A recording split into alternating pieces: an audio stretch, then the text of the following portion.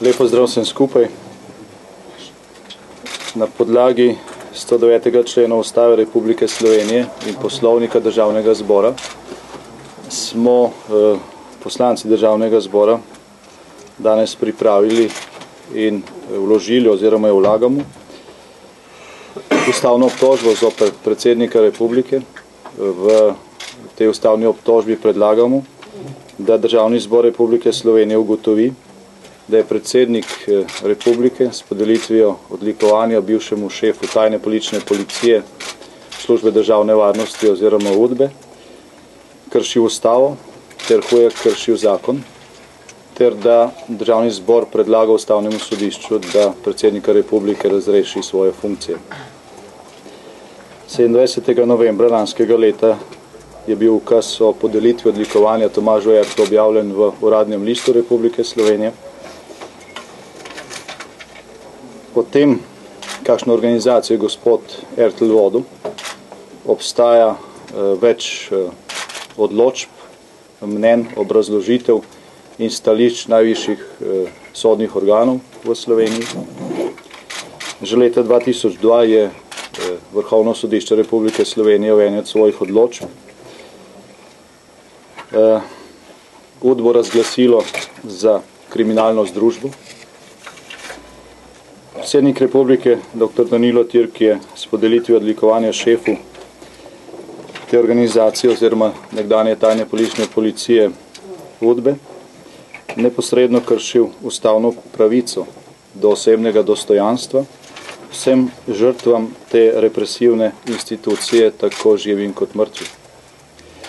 Pravica do osebnega dostojanstva in varnosti je zagotovljena vsakomur. Posebnost pri varstvu človekovega dostojanstva je, da se nanaša tako na dostojanstvo živih, kot tudi na dostojanstvo že pokojnih oseb. Po stališču ustavnega sodišča številka 2595 iz leta 1998 imajo posebno mesto med človekovimi pravicami in temeljnimi svoboščinami določbe, ki varujejo človekovo osebno dostojanstvo, osebnostne pravice, njegovo zasebnost in varnost in ki pripovedujejo vsem, na prvem mestu državi, pa tudi posameznikom poseganje v naštete pravice.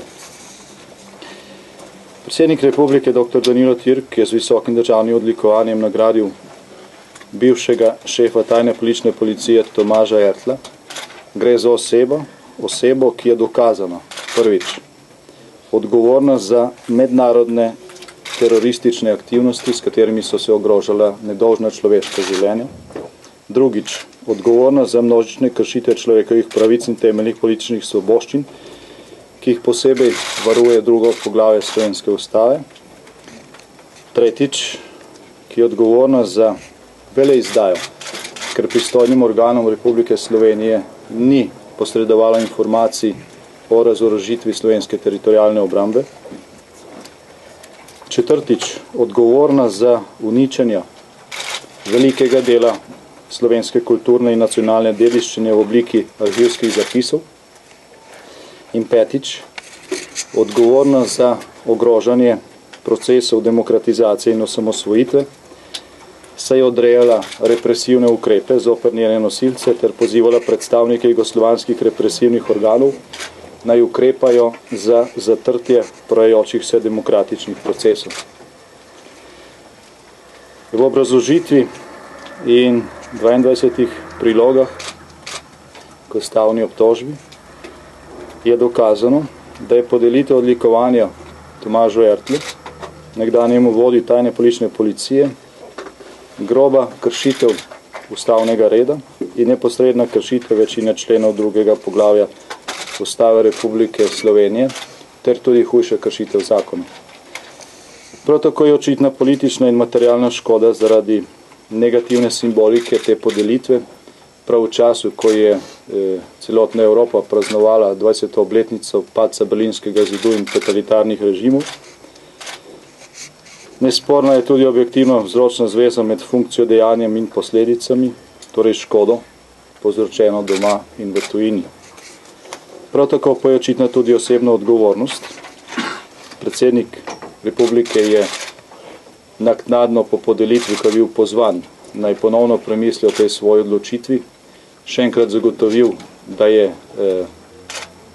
odločitev o podelitvi odlikovanja nekdanjemu šefu tajne politične policije dobro premislil. Zato so seveda izpolnjeni vsi formalni ustavnopravni pogoji za sprejem predloga za obtožbo predsednika države pred ustavnim sodiščem in za odločitev tega sodišča v smislu, da se predsednika razreši iz te funkcije. Hvala lepa.